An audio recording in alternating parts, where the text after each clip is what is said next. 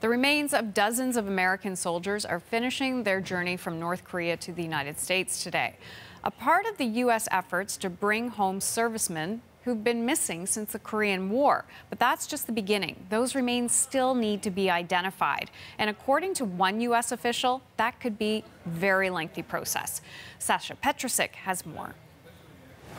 There was only one dog tag, only one soldier's name in the shipment of human remains handed over by North Korea last Friday. But after a first look, U.S. officials say they don't doubt that the 50 boxes contain what's left of American troops who were killed in the Korean War more than 65 years ago. As the boxes were packed to be flown off to Hawaii today, there was a ceremony at the Osan Air Base in South Korea to mark the occasion.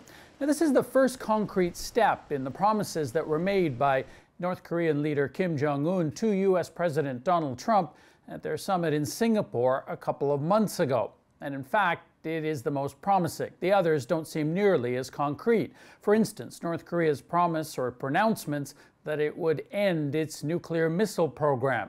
U.S. officials say spy satellites have noticed that North Korea seems to be building more ballistic missiles, not dismantling them.